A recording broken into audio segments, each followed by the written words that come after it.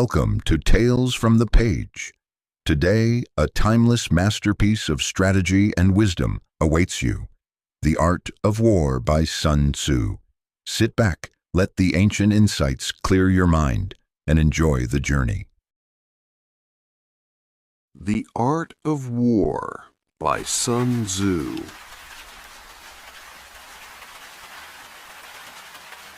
Why has this ancient book been banned, studied, and feared by generals and leaders for centuries? Because its lessons don't just win wars, they expose how power truly works and why that power still works in everyday life.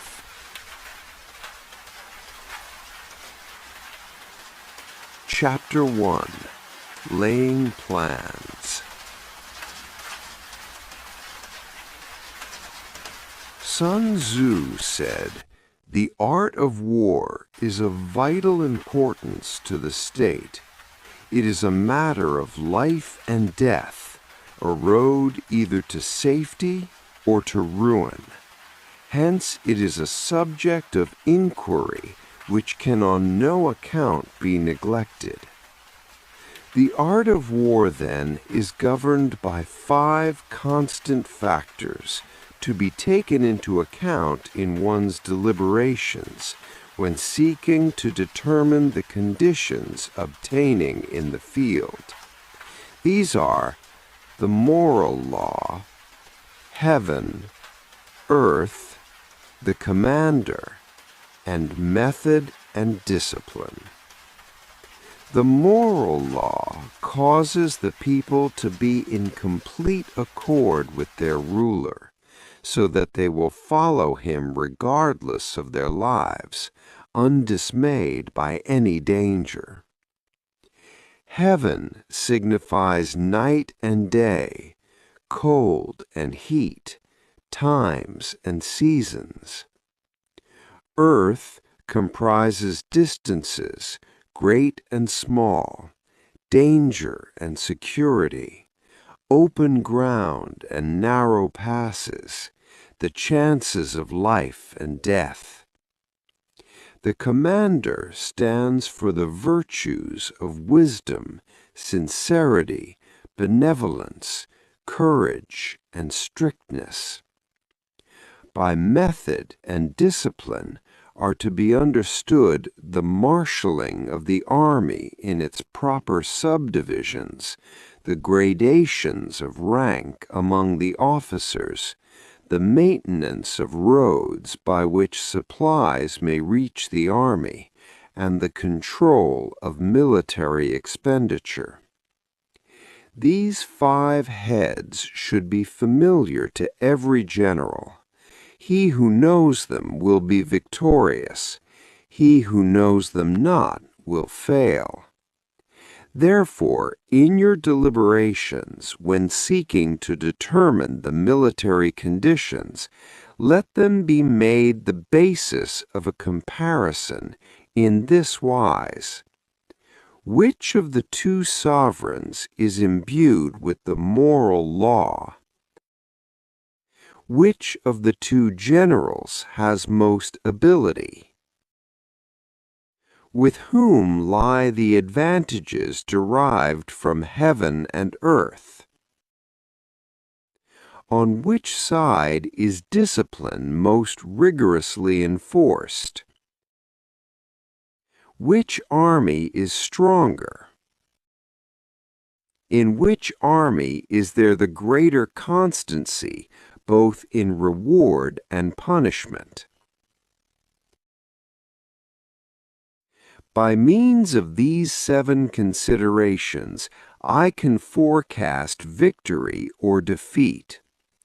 The general that hearkens to my counsel and acts upon it will conquer. Let such a one be retained in command. The general that hearkens not to my counsel, nor acts upon it, will suffer defeat. Let such a one be dismissed. While heeding the profit of my counsel, avail yourself also of any helpful circumstances over and above the ordinary rules. According as circumstances are favorable, one should modify one's plans. All warfare is based on deception. Hence, when able to attack, we must seem unable. When using our forces, we must seem inactive. When we are near, we must make the enemy believe we are far away. When far away, we must make him believe we are near. Hold out baits to entice the enemy. Feign disorder and crush him. If he is secure at all points, be prepared for him. If he is in superior strength, evade him. If your opponent is of choleric temper, seek to irritate him. Pretend to be weak that he may grow arrogant. If he is taking his ease, give him no rest. If his forces are united, separate them. Attack him where he is unprepared. Appear where you are not expected. These military devices leading to victory must not be divulged beforehand. Now the general who wins a battle makes many calculations in his temple ere the battle is fought. The general who loses a battle makes but few calculations beforehand. Thus do many calculations lead to victory, and few calculations to defeat. How much more no calculation at all? It is by attention to this point that I can foresee who is likely to win or lose.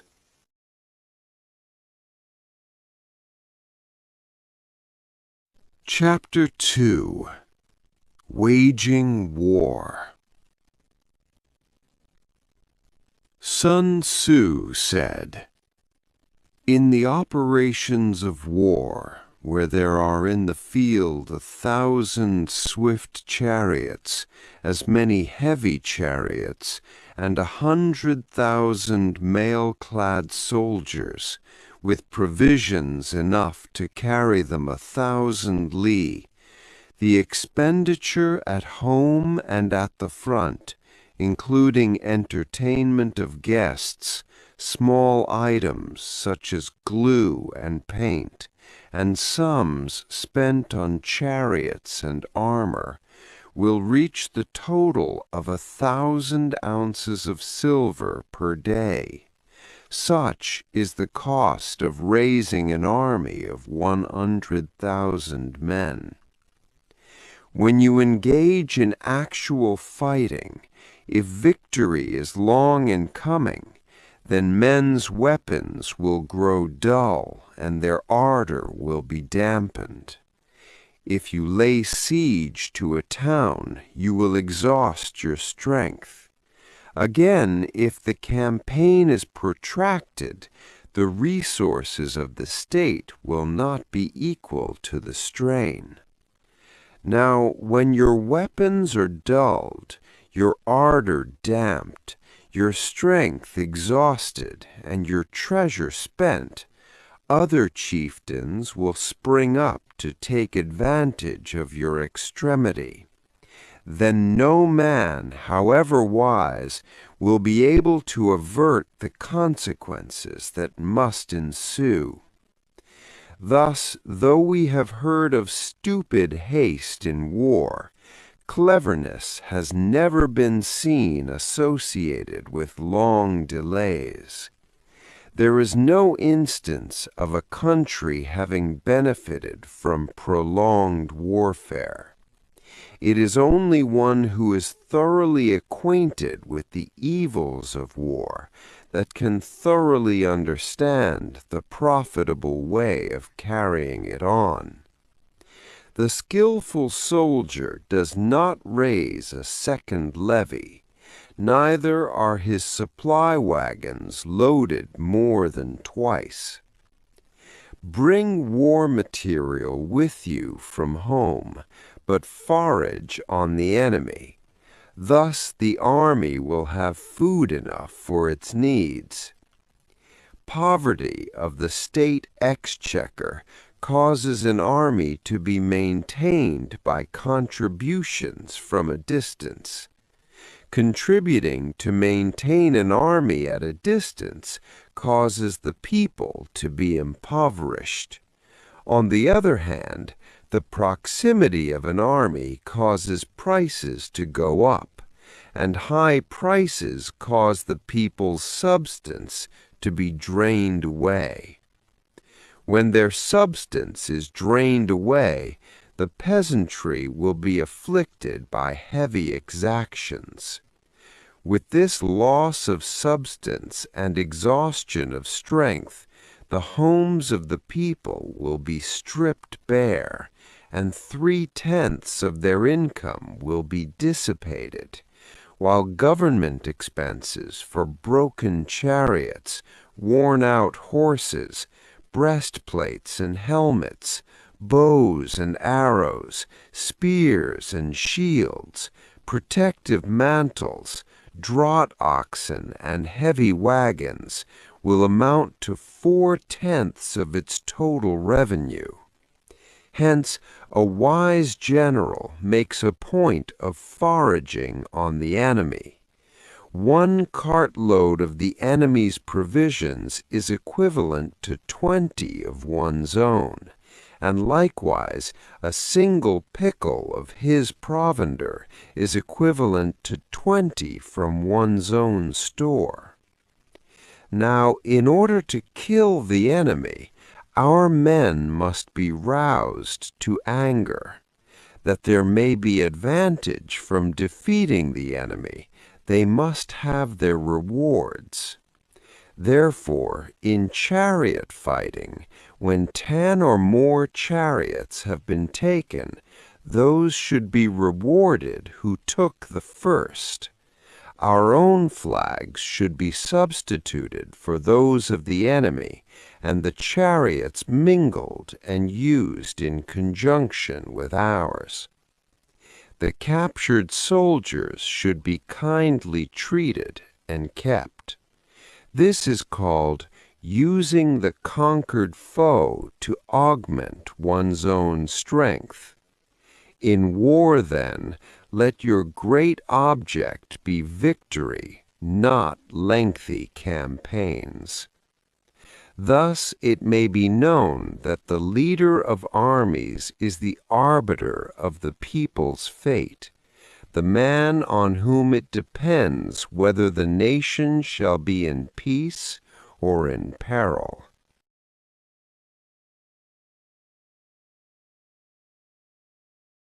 Chapter 3. Attack by Stratagem. Sun Tzu said, "In the practical art of war, the best thing of all is to take the enemy's country whole and intact. To shatter and destroy it is not so good. So, too, it is better to recapture an army entire than to destroy it. To capture a regiment, a detachment, or a company entire than to destroy them. Hence, to fight and conquer in all your battles is not supreme excellence. Supreme excellence consists in breaking the enemy's resistance without fighting. Thus, the highest form of generalship is to balk the enemy's plans. The next best is to prevent the junction of the enemy's forces. The next in order is to attack the enemy's army in the field. And the worst policy of all is to besiege walled cities.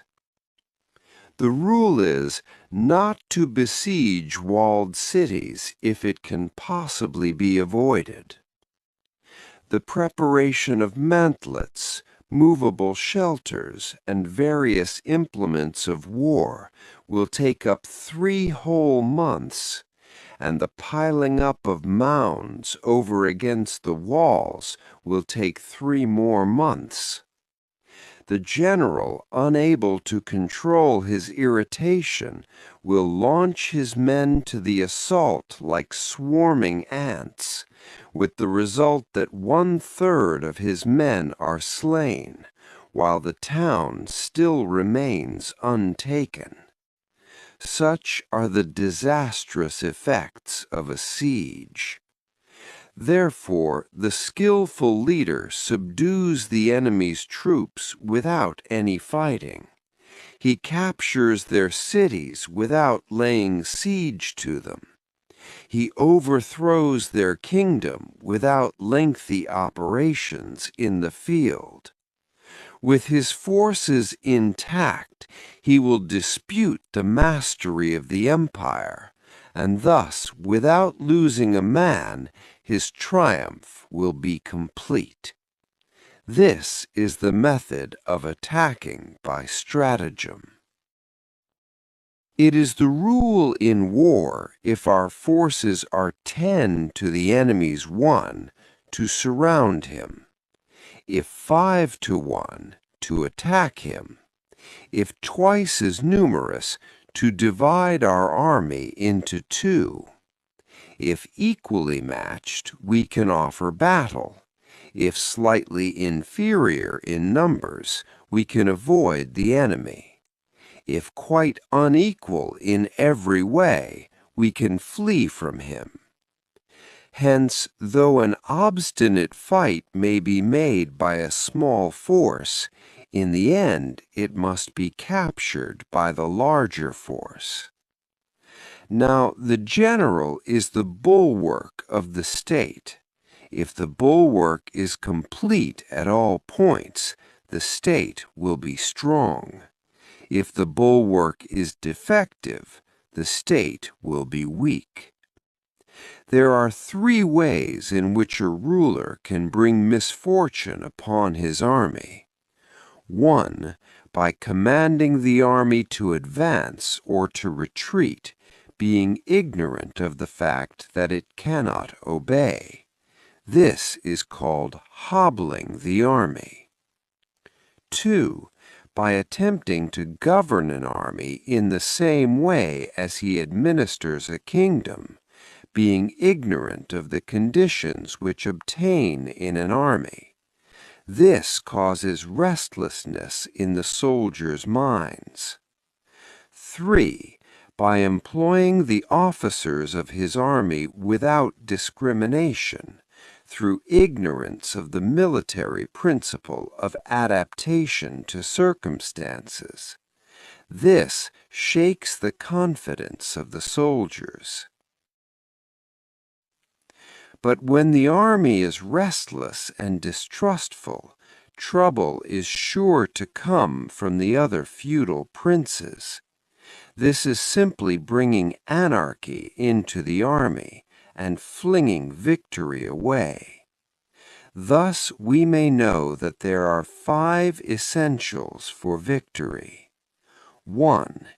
He will win who knows when to fight and when not to fight. 2. He will win who knows how to handle both superior and inferior forces. 3. He will win whose army is animated by the same spirit throughout all its ranks. 4. He will win who, prepared himself, waits to take the enemy unprepared. 5. He will win who has military capacity and is not interfered with by the sovereign. Hence the saying, if you know the enemy and know yourself, you need not fear the result of 100 battles. If you know yourself, but not the enemy, for every victory gained, you will also suffer a defeat.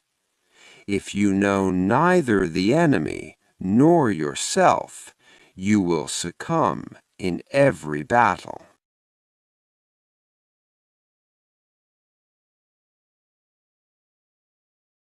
Chapter 4. Tactical Dispositions.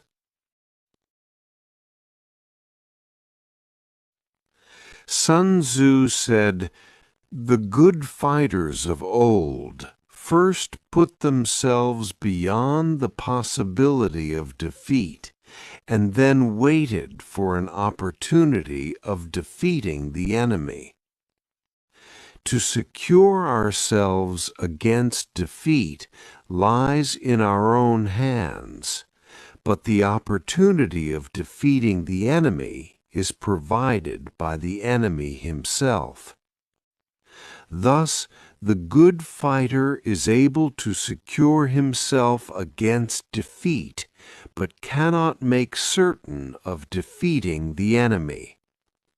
Hence the saying, "One may know how to conquer without being able to do it."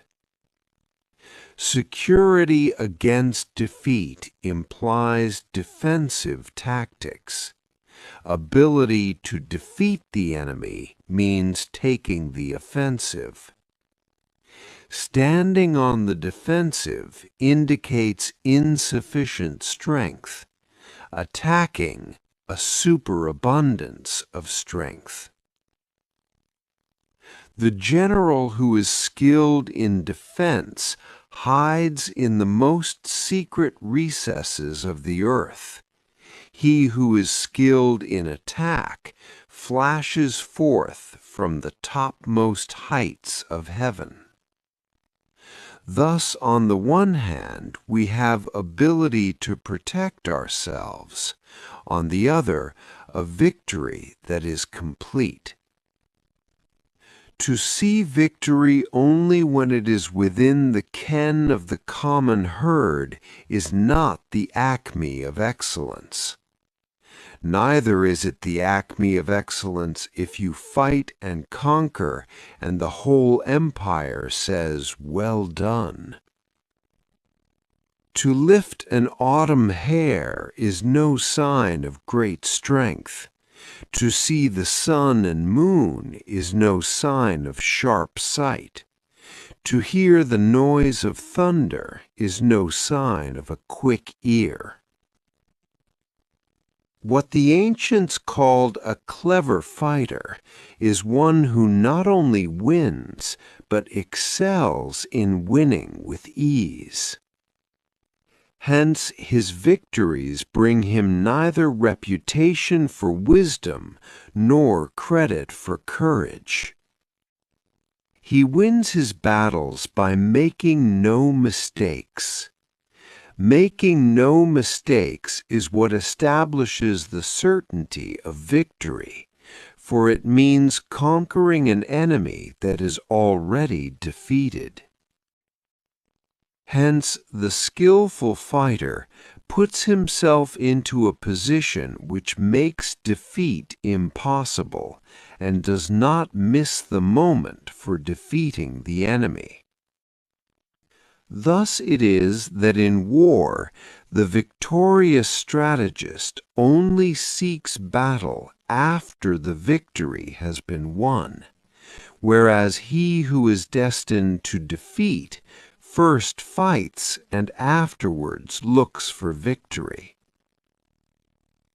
The consummate leader cultivates the moral law and strictly adheres to method and discipline.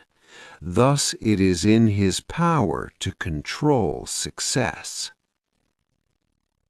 In respect of military method, we have firstly measurement, secondly estimation of quantity, thirdly calculation, fourthly balancing of chances, and fifthly victory.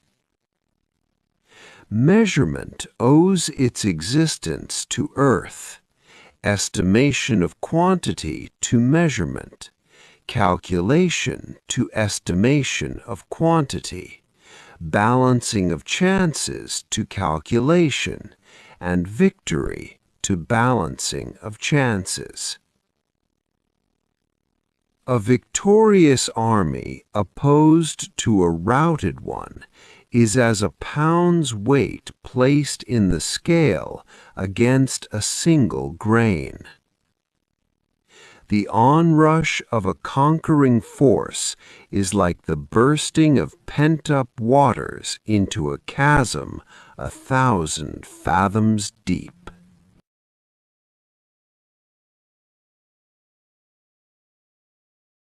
Chapter 5.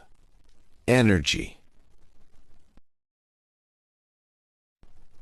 Sun Tzu said, "The control of a large force is the same principle as the control of a few men. It is merely a question of dividing up their numbers." Fighting with a large army under your command is nowise different from fighting with a small one. It is merely a question of instituting signs and signals. To ensure that your whole host may withstand the brunt of the enemy's attack and remain unshaken, this is effected by maneuvers direct and indirect. That the impact of your army may be like a grindstone dashed against an egg, this is effected by the science of weak points and strong. In all fighting, the direct method may be used for joining battle, but indirect methods will be needed in order to secure victory. Indirect tactics efficiently applied are inexhaustible as heaven and earth, unending as the flow of rivers and streams. Like the sun and moon, they end but to begin anew. Like the 4 seasons, they pass away to return once more.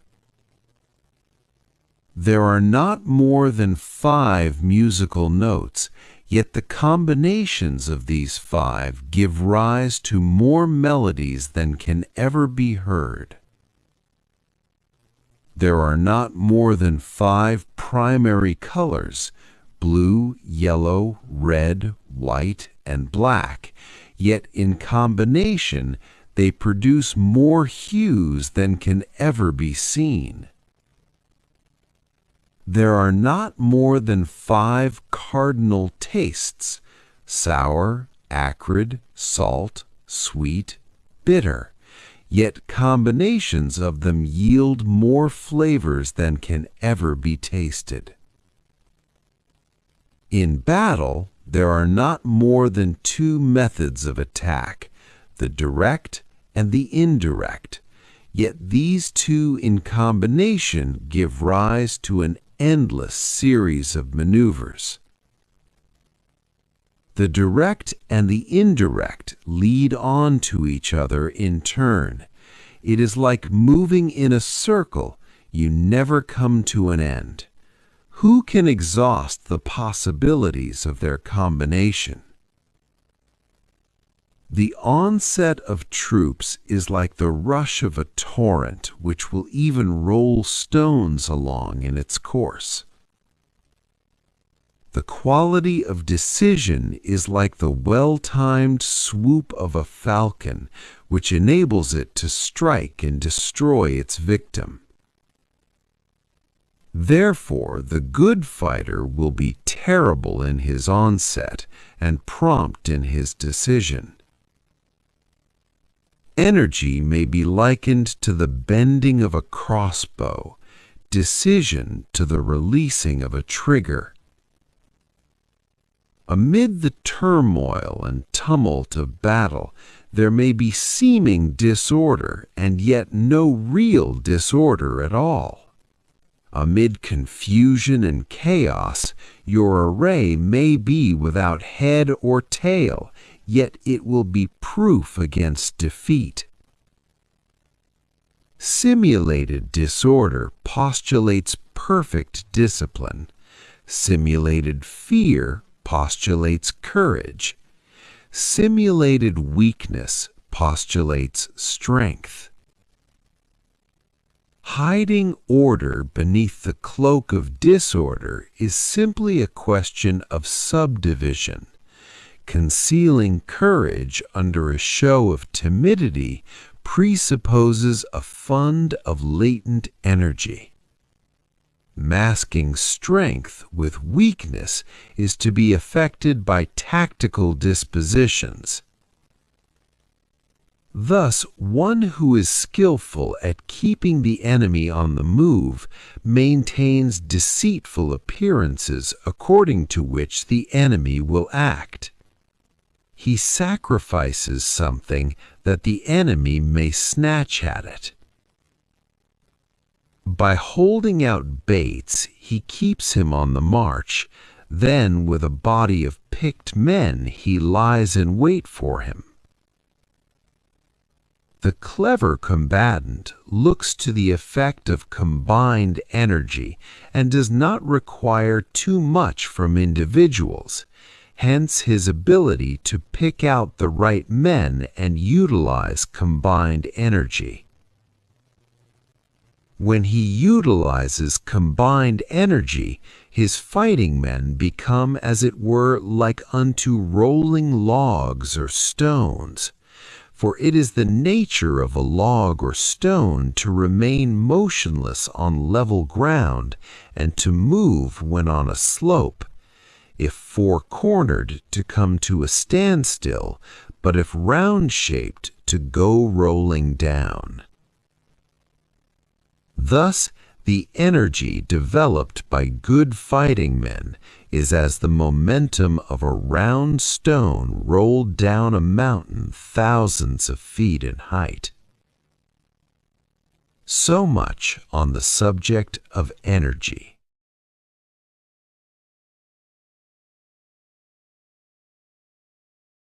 Chapter 6. Weak Points and Strong. Sun Tzu said, "Whoever is first in the field and awaits the coming of the enemy will be fresh for the fight. Whoever is second in the field and has to hasten to battle will arrive exhausted." Therefore, the clever combatant imposes his will on the enemy, but does not allow the enemy's will to be imposed on him. By holding out advantages to him, he can cause the enemy to approach of his own accord, or by inflicting damage, he can make it impossible for the enemy to draw near. If the enemy is taking his ease, he can harass him. If well supplied with food, he can starve him out. If quietly encamped, he can force him to move. Appear at points which the enemy must hasten to defend. March swiftly to places where you are not expected. An army may march great distances without distress if it marches through country where the enemy is not. You can be sure of succeeding in your attacks if you only attack places which are undefended. You can ensure the safety of your defense if you only hold positions that cannot be attacked.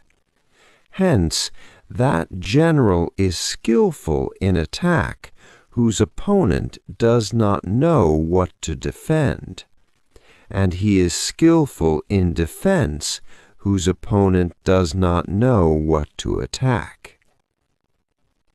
O divine art of subtlety and secrecy!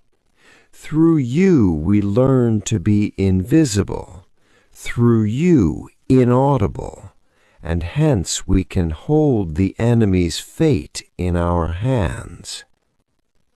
You may advance and be absolutely irresistible if you make for the enemy's weak points.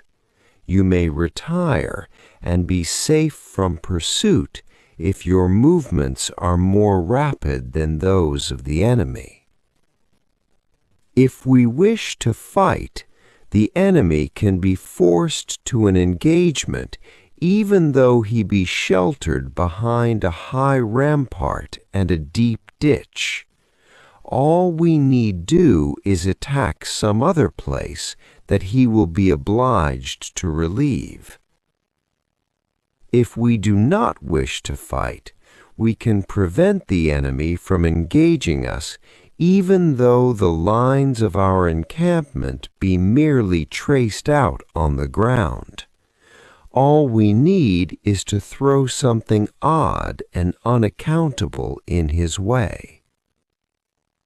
By discovering the enemy's dispositions and remaining invisible ourselves, we can keep our forces concentrated while the enemy's must be divided. We can form a single united body while the enemy must split up into fractions.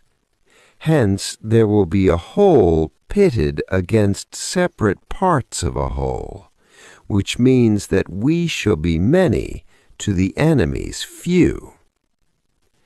And if we are able thus to attack an inferior force with a superior one, our opponents will be in dire straits.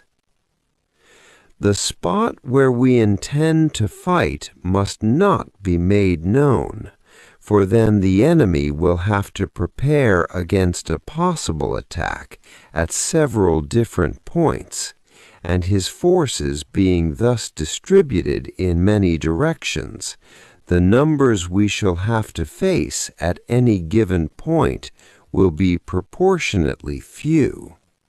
For should the enemy strengthen his van, he will weaken his rear. Should he strengthen his rear, he will weaken his van.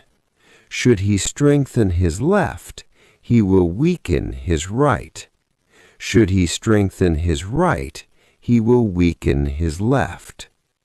If he sends reinforcements everywhere, he will everywhere be weak. Numerical weakness comes from having to prepare against possible attacks. Numerical strength from compelling our adversary to make these preparations against us. Knowing the place and time of the coming battle, we may concentrate from the greatest distances in order to fight. But if neither time nor place be known, then the left wing will be impotent to succor the right equally impotent to succor the left, the van unable to relieve the rear, or the rear to support the van. How much more so if the furthest portions of the army are anything under 100 li apart, and even the nearest are separated by several li. Though, according to my estimate, the soldiers of Yeu exceed our own in number, that shall advantage them nothing in the matter of victory. I say then that victory can be achieved. Though the enemy be stronger in numbers, we may prevent him from fighting. Scheme so as to discover his plans and the likelihood of their success. Rouse him and learn the principle of his activity or inactivity. Force him to reveal himself so as to find out his vulnerable spots. Carefully compare the opposing army with your own, so that you may know where strength is superabundant and where it is deficient. In making tactical dispositions, the highest pitch you can attain is to conceal them. Conceal your dispositions, and you will be safe from the prying of the subtlest spies, from the machinations of the wisest brains. How victory may be produced for them out of the enemy's own tactics, that is what the multitude cannot comprehend. All men can see the tactics whereby I conquer, but what none can see is the strategy out of which victory is evolved. Do not repeat the tactics which have gained you one victory, but let your methods be regulated by the infinite variety of circumstances. Military tactics are like unto water, for water in its natural course runs away from high places and hastens downwards. So in war, the way is to avoid what is strong and to strike at what is weak. Water shapes its course according to the nature of the ground over which it flows. The soldier works out his victory in relation to the foe whom he is facing. Therefore, just as water retains no constant shape, so in warfare there are no constant conditions. He who can modify his tactics in relation to his opponent and thereby succeed in winning may be called a heaven-born captain. The 5 elements, water, fire, wood, metal, and earth, are not always equally predominant. The 4 seasons make way for each other in turn. There are short days and long. The moon has its periods of waning and waxing.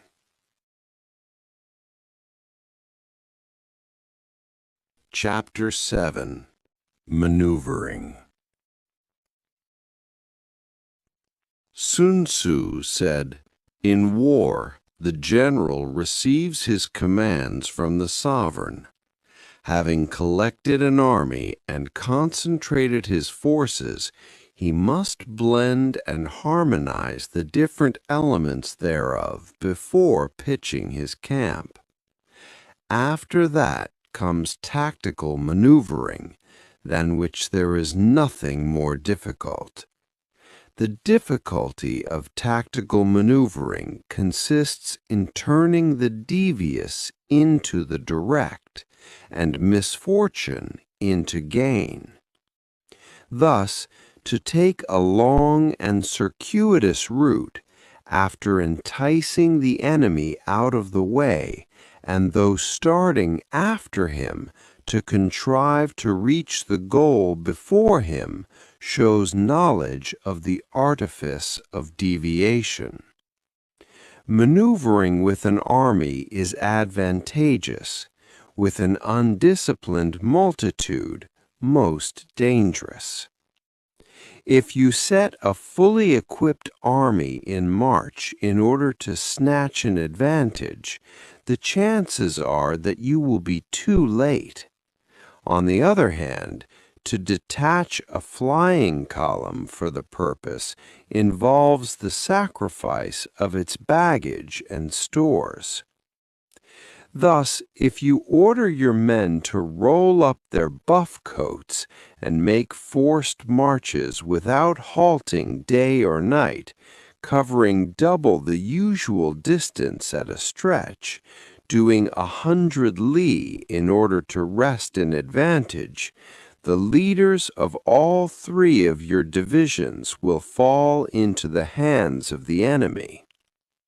The stronger men will be in front, The jaded ones will fall behind, and on this plan only 1/10 of your army will reach its destination. If you march 50 li in order to outmaneuver the enemy, you will lose the leader of your first division, and only half your force will reach the goal. If you march 30 li with the same object, 2/3 of your army will arrive. We may take it then that an army without its baggage train is lost. Without provisions, it is lost. Without bases of supply, it is lost. We cannot enter into alliances until we are acquainted with the designs of our neighbors. We are not fit to lead an army on the march unless we are familiar with the face of the country, its mountains and forests, its pitfalls and precipices, its marshes and swamps. We shall be unable to turn natural advantage to account unless we make use of local guides. In war, practice dissimulation and you will succeed. Whether to concentrate or to divide your troops must be decided by circumstances. Let your rapidity be that of the wind, your compactness that of the forest. In raiding and plundering be like fire, is immovability like a mountain. Let your plans be dark and impenetrable as night, and when you move, fall like a thunderbolt. When you plunder a countryside, let the spoil be divided amongst your men. When you capture new territory, cut it up into allotments for the benefit of the soldiery. Ponder and deliberate before you make a move. He will conquer who has learned the artifice of deviation. Such is the art of maneuvering. The Book of Army Management says, "On the field of battle, the spoken word does not carry far enough, hence the institution of gongs and drums. Nor can ordinary objects be seen clearly enough, hence the institution of banners and flags. Gongs and drums, banners and flags are means whereby the ears and eyes of the host may be focused on one particular point. The host, thus forming a single united body, is it impossible either for the brave to advance alone, or for the cowardly to retreat alone. This is the art of handling large masses of men. In night fighting, then, make much use of signal fires and drums, and in fighting by day, of flags and banners, as a means of influencing the ears and eyes of your army. A whole army may be robbed of its spirit. A commander-in-chief may be robbed of his presence of mind. Now a soldier's spirit is keenest in the morning. By noonday it has begun to flag, and in the evening his mind is bent only on returning to camp. A clever general, therefore, avoids an army when its spirit is keen, but attacks it when it is sluggish and inclined to return. This is the art of studying moods. Disciplined and calm, to await the appearance of disorder and hubbub amongst the enemy. This is the art of retaining self-possession. To be near the goal while the enemy is still far from it. to wait at ease while the enemy is toiling and struggling, to be well fed while the enemy is famished. This is the art of husbanding one's strength. To refrain from intercepting an enemy whose banners are in perfect order, to refrain from attacking an army drawn up in calm and confident array. This is the art of studying circumstances. It is a military axiom not to advance uphill against the enemy, nor to oppose him when he comes downhill. Do not pursue an enemy who simulates flight. Do not attack soldiers whose temper is keen. Do not swallow bait offered by the enemy. Do not interfere with an army that is returning home. When you surround an army, leave an outlet free. Do not press a desperate foe too hard. Such is the art of warfare.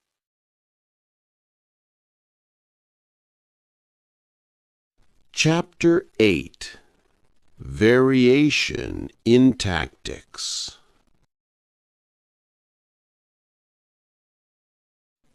Sun Tzu said, "In war, the general receives his commands from the sovereign, collects his army, and concentrates his forces. When in difficult country, do not encamp. In country where high roads intersect, join hands with your allies. Do not linger in dangerously isolated positions. In hemmed-in situations, you must resort to stratagem. In desperate position, you must fight. There are roads which must not be followed, armies which must be not attacked, towns which must not be besieged, positions which must not be contested, commands of the sovereign which must not be obeyed. The general who thoroughly understands the advantages that accompany variation of tactics knows how to handle his troops. The general who does not understand these may be well acquainted with the configuration of the country, yet he will not be able to turn his knowledge to practical account. So the student of war who is unversed in the art of war of varying his plans, even though he be acquainted with the 5 advantages, will fail to make the best use of his men. Hence, in the wise leader's plans, considerations of advantage and of disadvantage will be blended together. If our expectation of advantage be tempered in this way, we may succeed in accomplishing the essential part of our schemes. If, on the other hand, in the midst of difficulties we are always ready to seize an advantage, we may extricate ourselves from misfortune. Reduce the hostile chiefs by inflicting damage on them, and make trouble for them, and keep them constantly engaged. Hold out specious allurements, and make them rush to any given point. The art of war teaches us to rely not on the likelihood of the enemy's not coming, but on our own readiness to receive him, not on the chance of his not attacking, but rather on the fact that we have made our position unassailable. There are 5 dangerous faults which may affect a general. 1. Recklessness, which leads to destruction. 2. Cowardice, which leads to capture. 3. A hasty temper, which can be provoked by insults. 4. A delicacy of honor, which is sensitive to shame. 5. Over-solicitude for his men, which exposes him to worry and trouble. These are the 5 besetting sins of a general, ruinous to the conduct of war. When an army is overthrown and its leader slain, the cause will surely be found among these 5 dangerous faults. Let them be a subject of meditation.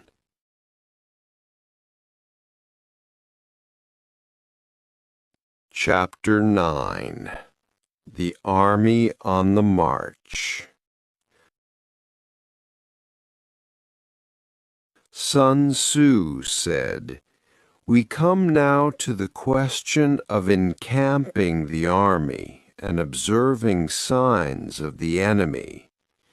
Pass quickly over mountains and keep in the neighborhood of valleys. Camp in high places facing the sun. Do not climb heights in order to fight. So much for mountain warfare. After crossing a river, you should get far away from it. When an invading force crosses a river in its onward march, do not advance to meet it in midstream. It will be best to let half the army get across and then deliver your attack. If you are anxious to fight, you should not go to meet the invader near a river which he has to cross. Moor your craft higher up than the enemy and facing the sun. Do not move upstream to meet the enemy. So much for river warfare. In crossing salt marshes, your sole concern should be to get over them quickly, without any delay. If forced to fight in a salt marsh, you should have water and grass near you, and get your back to a clump of trees. So much for operations in salt marshes. In dry, level country, take up an easily accessible position with rising ground to your right and on your rear, so that the danger may be in front and safety lie behind. So much for campaigning in flat country. These are the 4 useful branches of military knowledge which enabled the Yellow Emperor to vanquish 4 several sovereigns. All armies prefer high ground to low, and sunny places to dark.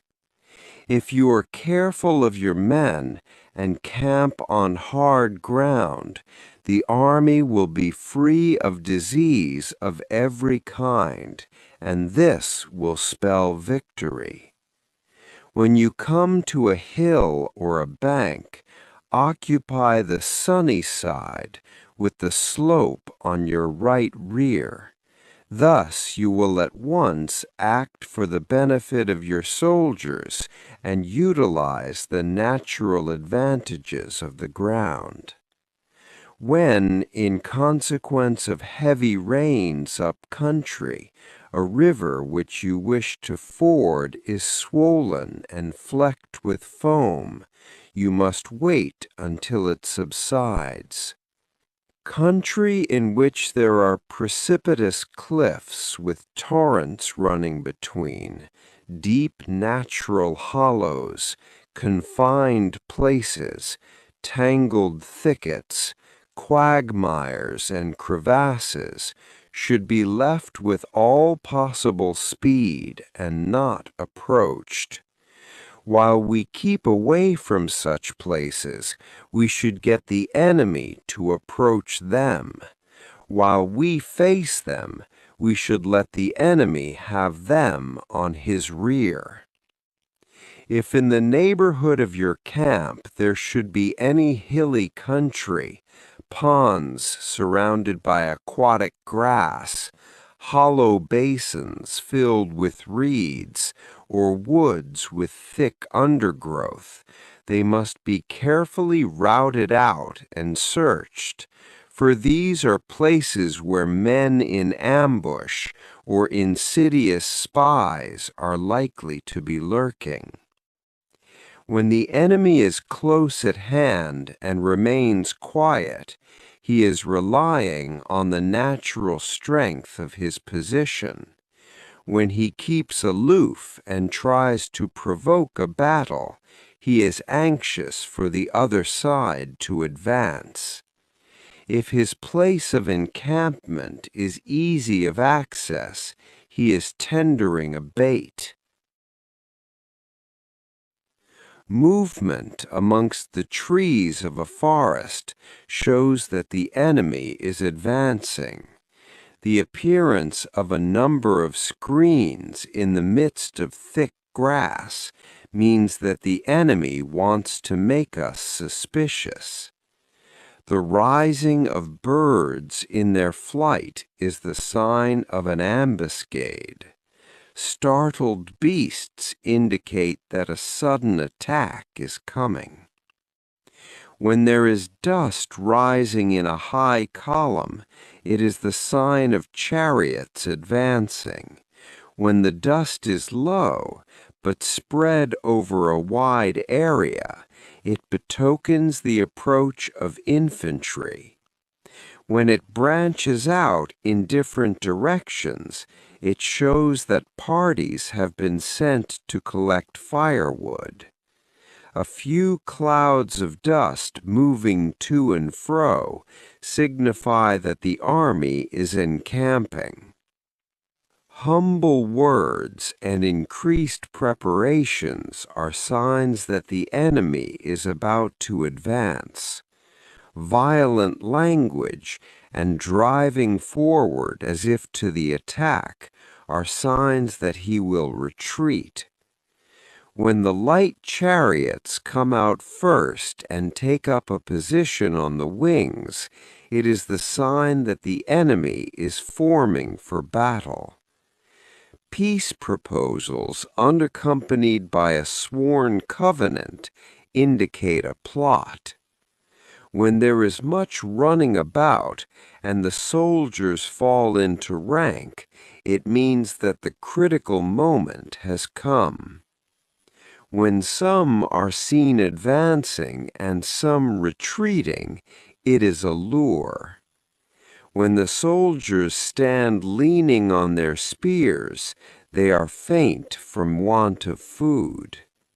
If those who are sent to draw water begin by drinking themselves, the army is suffering from thirst. If the enemy sees an advantage to be gained and makes no effort to secure it, the soldiers are exhausted. If birds gather on any spot, it is unoccupied. Clamor by night betokens nervousness. If there is disturbance in the camp, the general's authority is weak. If the banners and flags are shifted about, sedition is afoot. If the officers are angry, it means that the men are weary.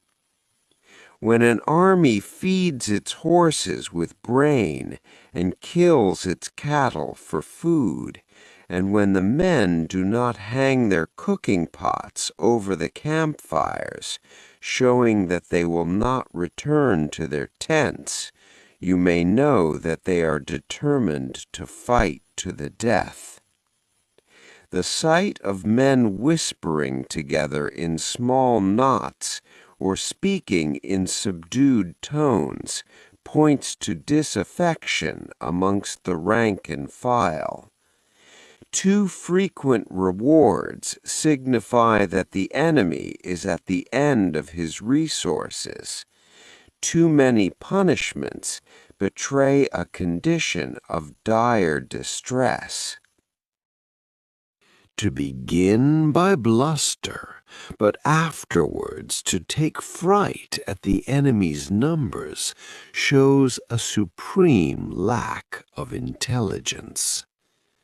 When envoys are sent with compliments in their mouths, it is a sign that the enemy wishes for a truce. If the enemy's troops march up angrily and remain facing ours for a long time without either joining battle or taking themselves off again, the situation is one that demands great vigilance and circumspection. If our troops are no more in number than the enemy, that is amply sufficient. It only means that no direct attack can be made. What we can do is simply to concentrate all our available strength, keep a close watch on the enemy, and obtain reinforcements.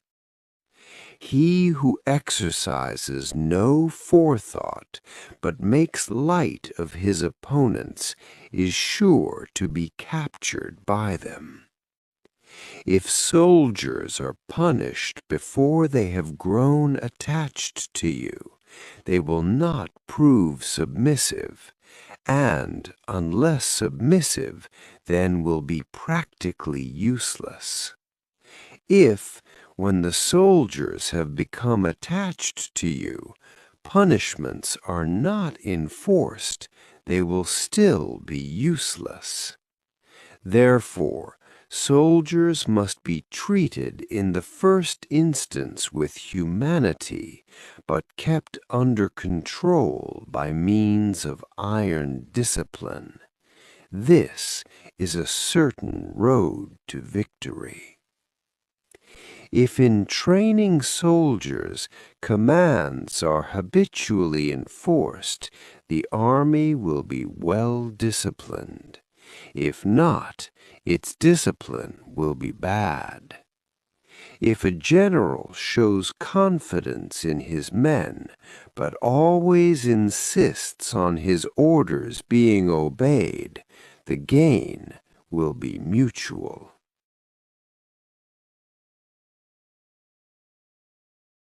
Chapter 10. Terrain.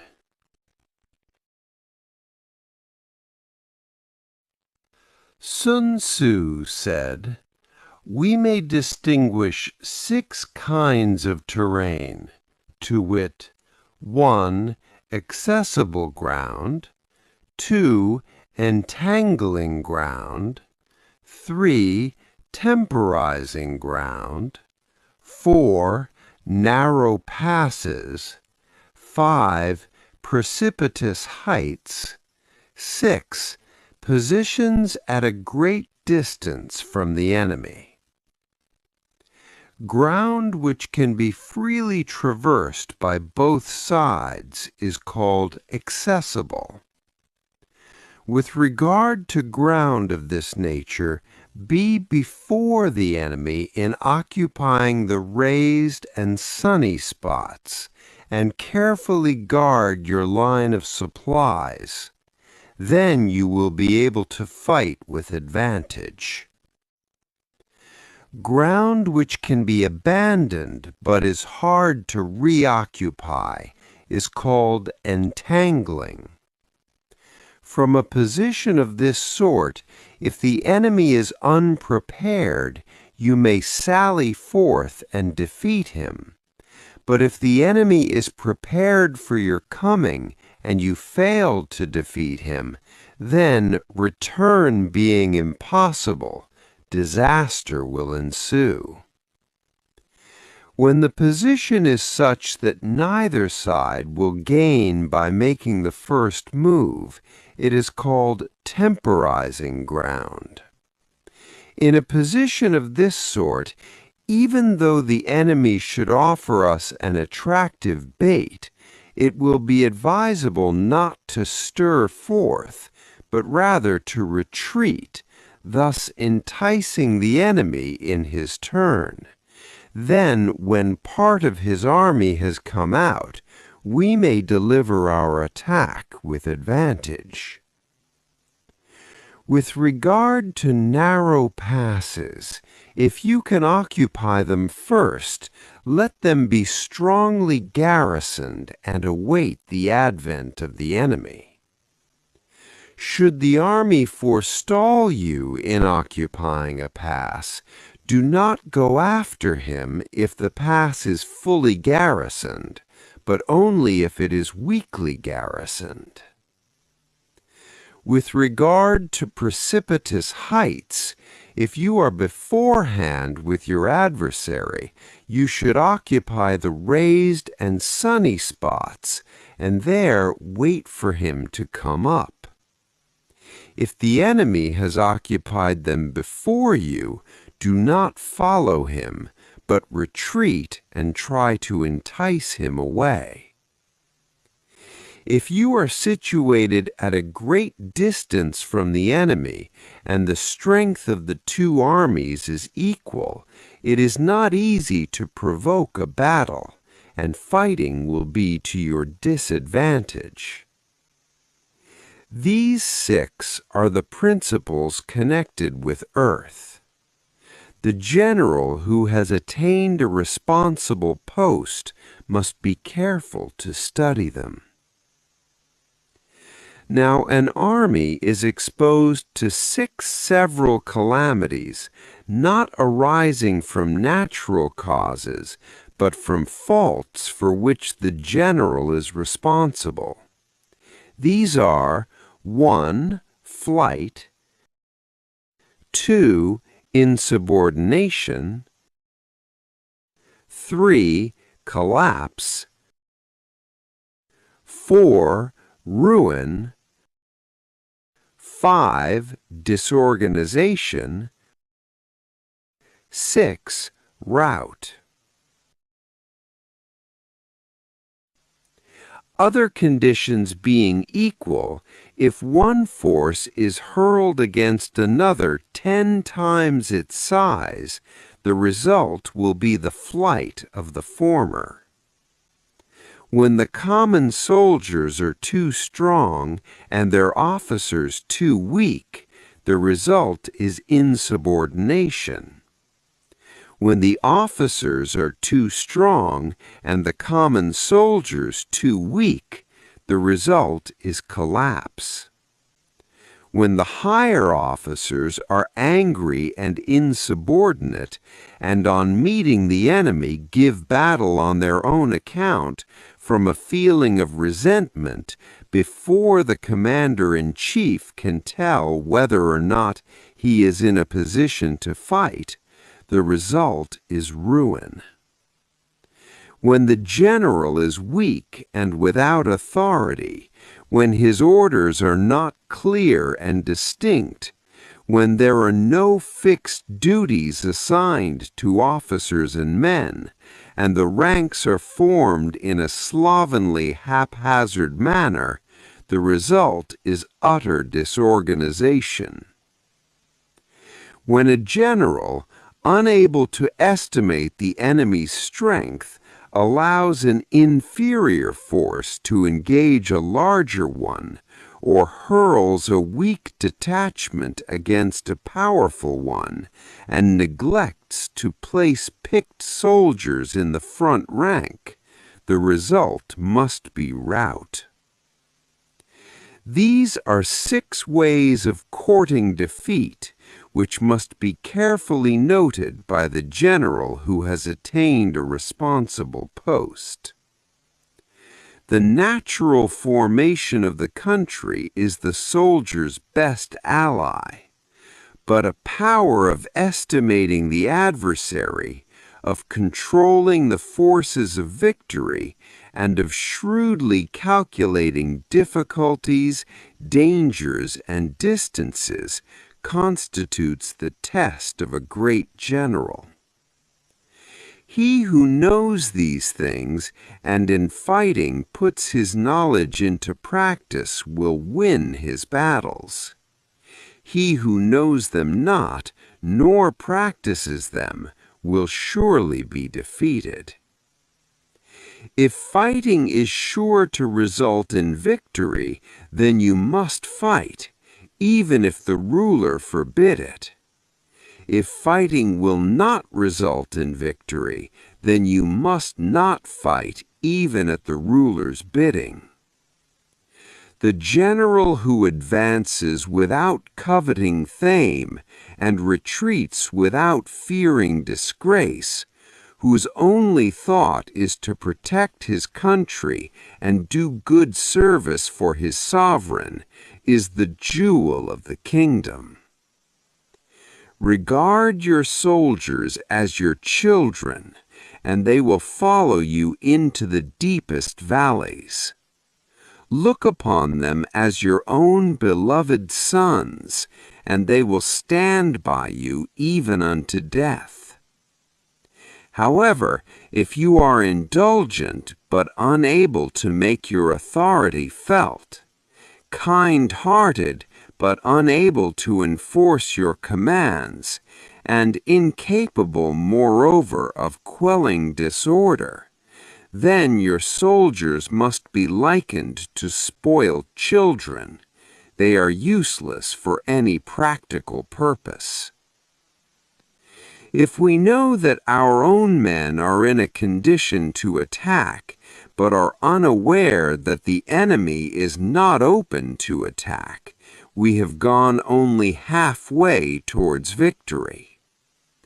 If we know that the enemy is open to attack, but are unaware that our own men are not in a condition to attack, we have gone only halfway towards victory.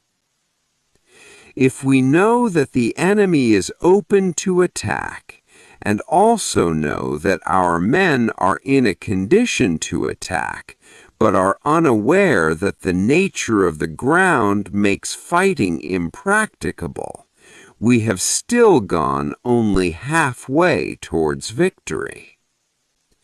Hence, the experienced soldier, once in motion, is never bewildered. Once he has broken camp, he is never at a loss.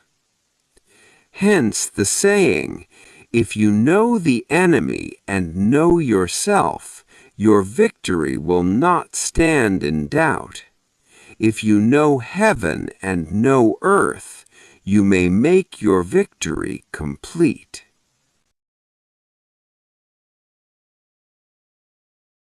Chapter 11. The 9 Situations. Sun Tzu said that the art of war recognizes 9 varieties of ground. 1. Dispersive ground. 2. Facile ground. 3. Contentious ground. 4. Open ground. 5. Ground of intersecting highways. 6. Serious ground. 7. Difficult ground. 8. Hemmed-in ground. 9. Desperate ground. When a chieftain is fighting in his own territory, it is dispersive ground. When he has penetrated into hostile territory, but to no great distance, it is facile ground. ground the possession of which imports great advantage to either side is contentious ground. Ground on which each side has liberty of movement is open ground. Ground which forms the key to 3 contiguous states, so that he who occupies it first has most of the empire at his command, is a ground of intersecting highways. When an army has penetrated into the heart of a hostile country, leaving a number of fortified cities in its rear, it is serious ground.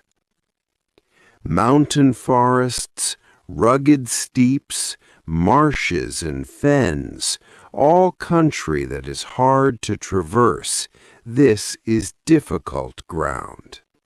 Ground which is reached through narrow gorges, and from which we can only retire by tortuous paths, so that a small number of the enemy would suffice to crush a large body of our men. This is hemmed-in ground. Ground on which we can only be saved from destruction by fighting without delay is desperate ground. On dispersive ground, therefore, fight not. On facile ground, halt not. On contentious ground, attack not. On open ground, do not try to block the enemy's way. On the ground of intersecting highways, join hands with your allies. On serious ground, gather in plunder. In difficult ground, keep steadily on the march. On hemmed-in ground, resort to stratagem. On desperate ground, fight. Those who were called skillful leaders of old knew how to drive a wedge between the enemy's front and rear, to prevent cooperation between his large and small divisions, to hinder the good troops from rescuing the bad, the officers from rallying their men. When the enemy's men were united, they managed to keep them in disorder. When it was to their advantage, they made a forward move. When otherwise, they stopped still. If asked how to cope with a great host of the enemy in orderly array and on the point of marching to the attack, I should say, begin by seizing something which your opponent holds dear. Then he will be amenable to your will.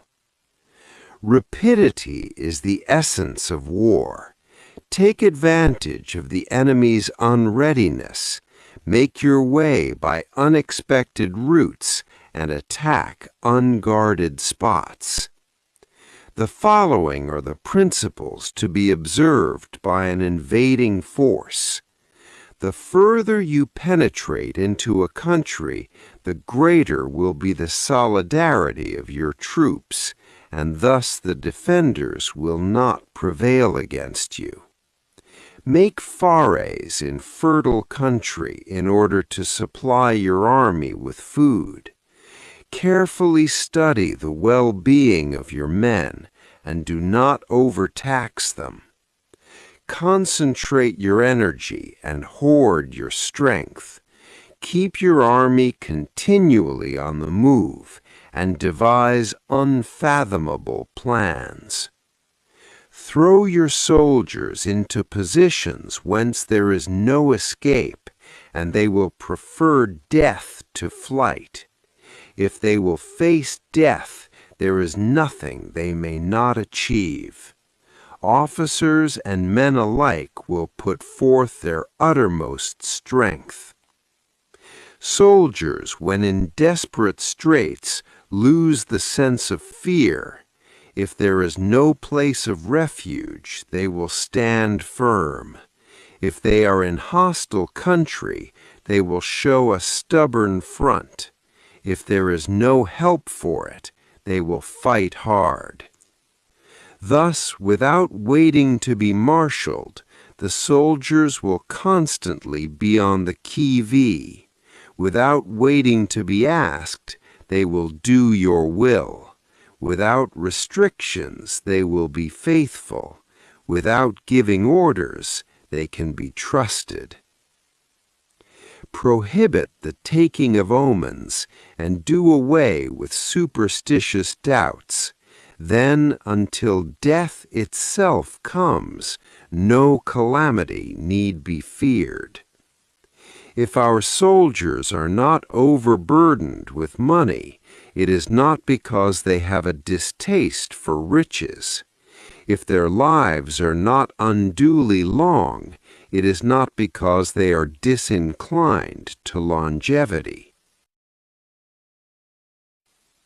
On the day they are ordered out to battle, your soldiers may weep, those sitting up bedewing their garments, and those lying down, letting the tears run down their cheeks.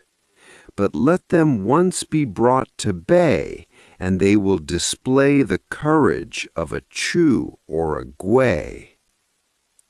The skillful tactician may be likened to the shui yan. Now, the shui yan is a snake that is found in the Chung Mountains. Strike at its head, and you will be attacked by its tail. Strike at its tail, and you will be attacked by its head. Strike at its middle, and you will be attacked by head and tail both. Asked if an army can be made to imitate the shui yan, I should answer yes, for the men of Wu and the men of Ye are enemies. Yet if they're crossing a river in the same boat and are caught by a storm, they will come to each other's assistance, just as the left hand helps the right. Hence, it is not enough to put one's trust in the tethering of horses and the burying of chariot wheels in the ground. The principle on which to manage an army is to set up one standard of courage which all must reach. How to make the best of both strong and weak, that is a question involving the proper use of ground. Thus, the skillful general conducts his army just as if he were leading a single man, willy-nilly by the hand. It is the business of a general to be quiet and thus ensure secrecy, upright and just, and thus maintain order.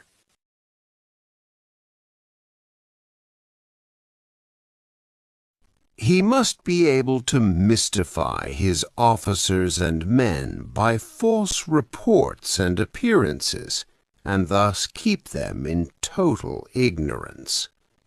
By altering his arrangements and changing his plans, he keeps the enemy without definite knowledge.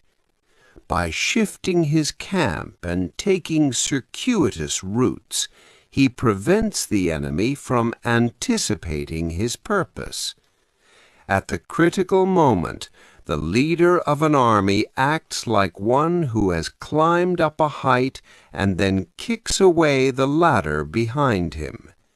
He carries his men deep into hostile territory before he shows his hand. He burns his boats and breaks his cooking pots.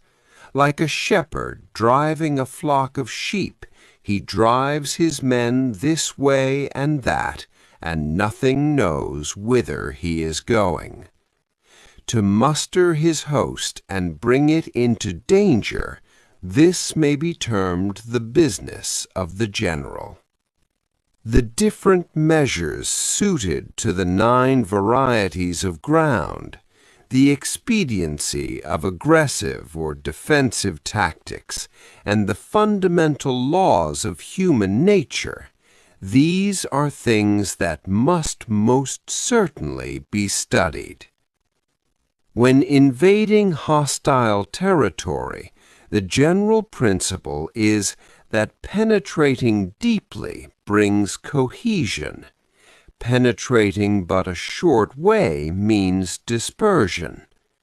When you leave your own country behind and take your army across neighborhood territory, you find yourself on critical ground. When there are means of communication on all four sides, the ground is one of intersecting highways. When you penetrate deeply into a country, it is serious ground. When you penetrate but a little way, it is facile ground. When you have the enemy's strongholds on your rear and narrow passes in front, it is hemmed-in ground. When there is no place of refuge at all, it is desperate ground. Therefore, on dispersive ground, I would inspire my men with unity of purpose. On facile ground, I would see that there is close connection between all parts of my army. On contentious ground, I would hurry up my rear. On open ground, I would keep a vigilant eye on my defenses. On ground of intersecting highways, I would consolidate my alliances. On serious ground, I would try to ensure a continuous stream of supplies. On difficult ground, I would keep pushing on along the road.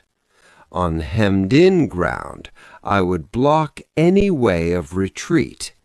On desperate ground, I would proclaim to my soldiers the hopelessness of saving their lives. For it is the soldier's disposition to offer an obstinate resistance when surrounded, to fight hard when he cannot help himself, and to obey promptly when he has fallen into danger. We cannot enter into alliance with neighboring princes until we are acquainted with their designs. We are not fit to lead an army on the march unless we are familiar with the face of the country, its mountains and forests, its pitfalls and precipices, its marshes and swamps. We shall be unable to turn natural advantages to account unless we make use of local guides. To be ignorant of any one of the following 4 or 5 principles does not befit a warlike prince. When a warlike prince attacks a powerful state, his generalship shows itself in preventing the concentration of the enemy's forces. He overawes his opponents, and their allies are prevented from joining against him. Hence he does not strive to ally himself with all and sundry, nor does he foster the power of other states. He carries out his own secret designs, keeping his antagonists in awe. Thus he is able to capture their cities and overthrow their kingdoms. Bestow rewards without regard to rule. Issue orders without regard to previous arrangements, and you will be able to handle a whole army as though you had to do with but a single man. Confront your soldiers with the deed itself. Never let them know your design. When the outlook is bright, bring it before their eyes, but tell them nothing when the situation is gloomy. Place your army in deadly peril, and it will survive. plunge it into desperate straits, and it will come off in safety. For it is precisely when a force has fallen into harm's way that it is capable of striking a blow for victory. Success in warfare is gained by carefully accommodating ourselves to the enemy's purpose. By persistently hanging on the enemy's flank, we shall succeed in the long run in killing the commander-in-chief. This is called ability to accomplish a thing by sheer cunning. On the day that you take up your command, block the frontier passes, destroy the official tallies, and stop the passage of all emissaries. Be stern in the council chamber so that you may control the situation. If the enemy leaves a door open, you must rush in. Forestall your opponent by seizing what he holds dear, and subtly contrive to time his arrival on the ground. Walk in the path defined by rule, and accommodate yourself to the enemy until you can fight a decisive battle. At first, then, exhibit the coyness of a maiden until the enemy gives you an opening. Afterwards, emulate the rapidity of a running hare, and it will be too late for the enemy to oppose you.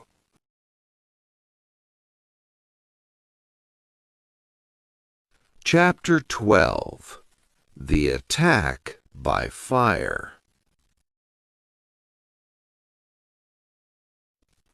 Sun Tzu said, "There are 5 ways of attacking with fire. The first is to burn soldiers in their camp. The second is to burn stores. The third is to burn baggage trains. The fourth is to burn arsenals and magazines. The fifth is to hurl dropping fire amongst the enemy." In order to carry out an attack, we must have means available. The material for raising fire should always be kept in readiness.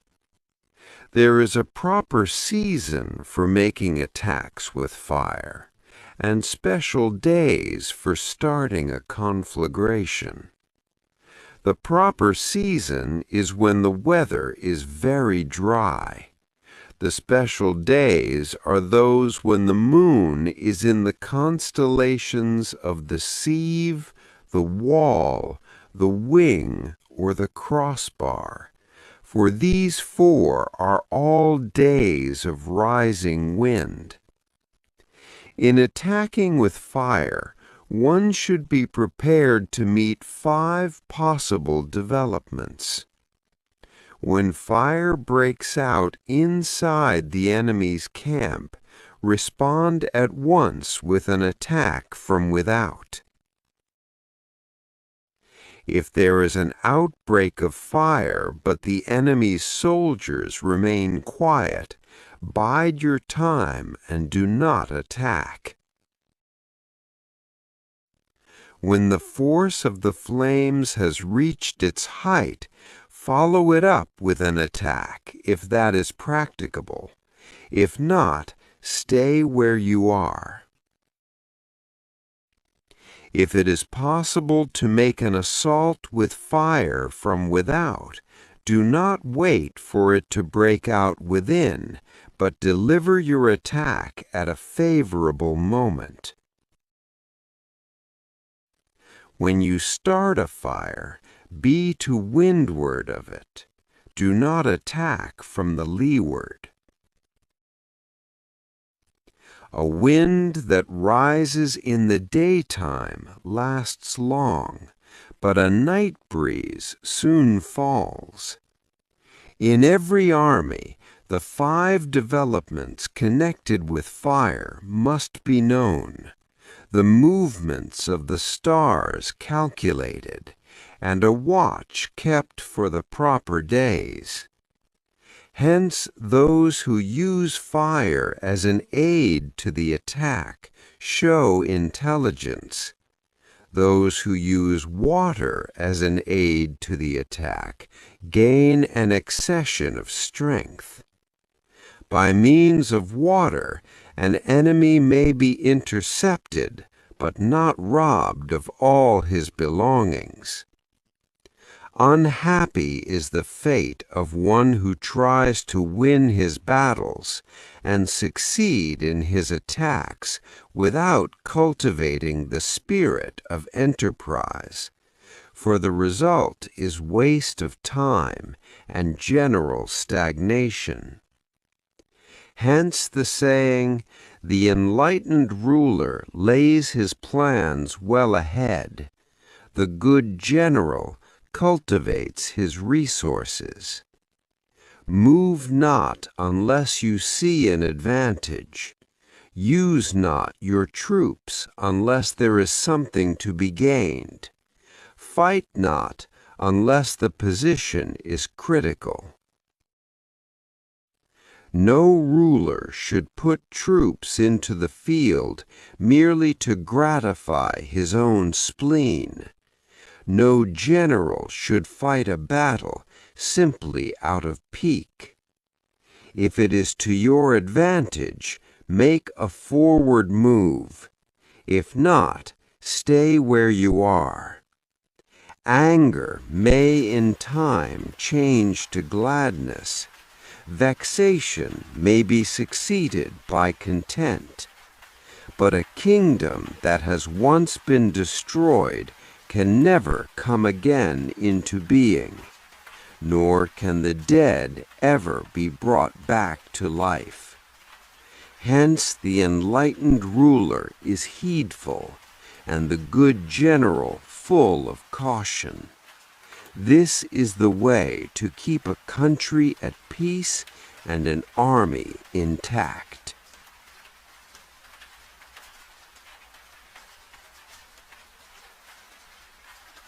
Chapter 13. The Use of Spies. Sun Tzu said,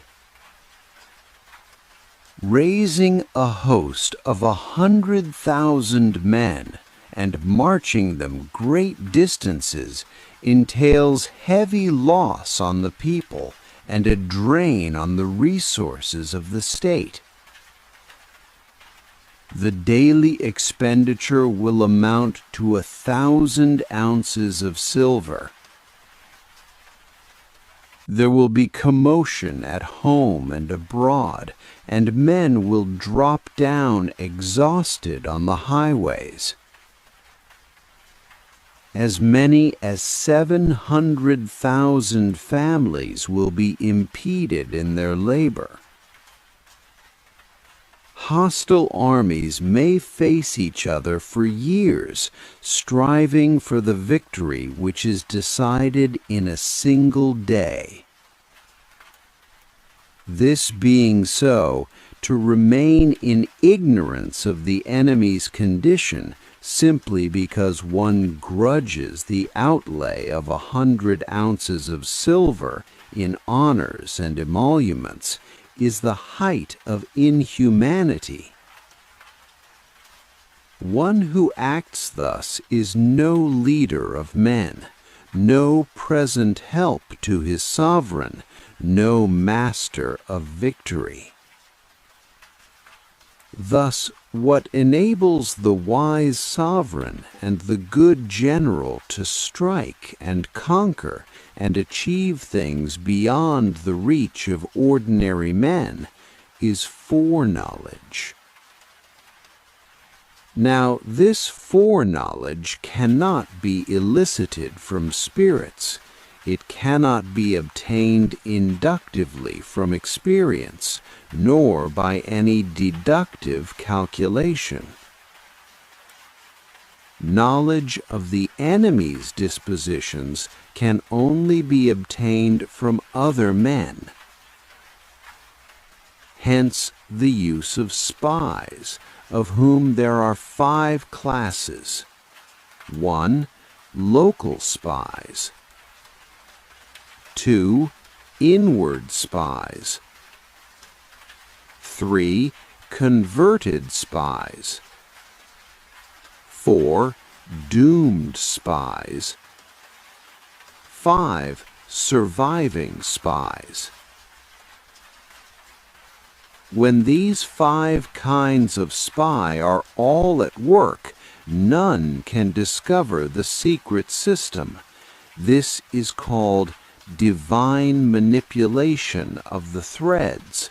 It is the sovereign's most precious faculty.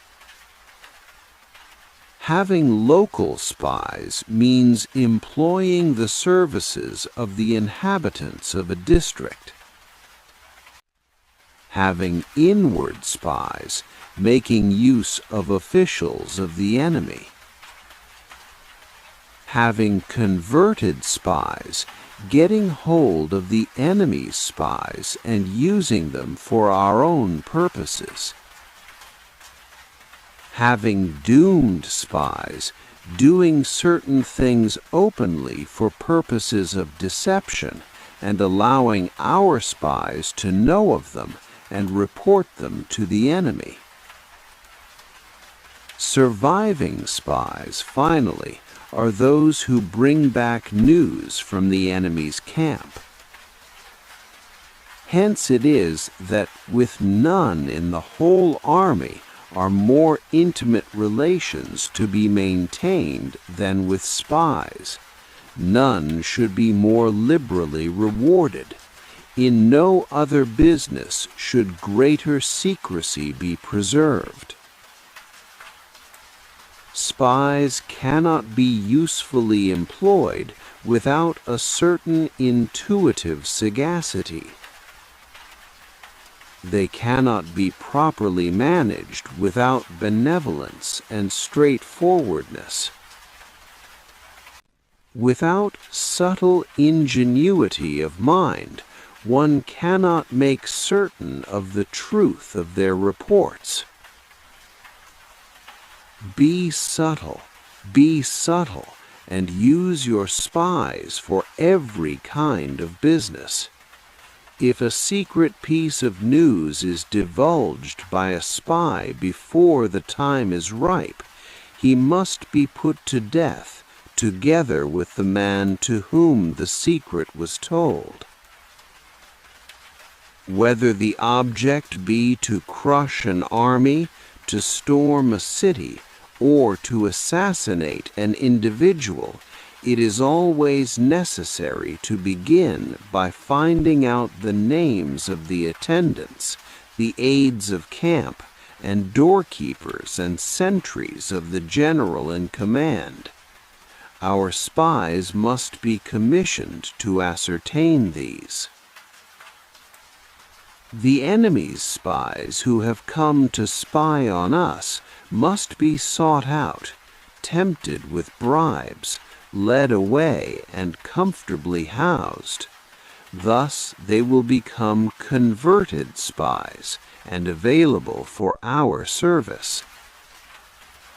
It is through the information brought by the converted spy that we are able to acquire and employ local and inward spies.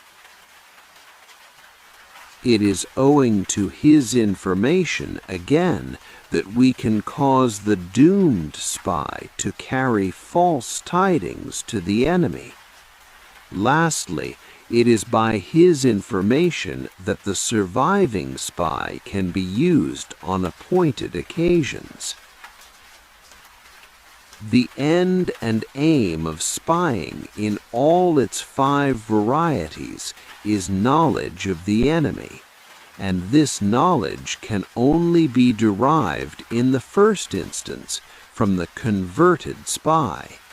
Hence, it is essential that the converted spy be treated with the utmost liberality. Of old, the rise of the Yin dynasty was due to Yi Qi, who had served under the Xia. Likewise, the rise of the Zhou dynasty was due to Lu Ya, who had served under the Yin.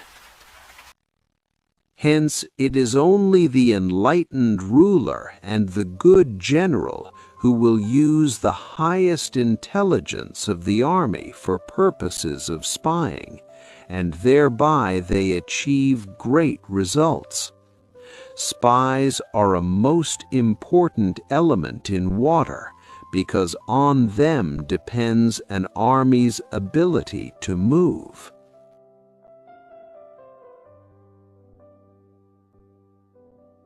And that's the end of The Art of War.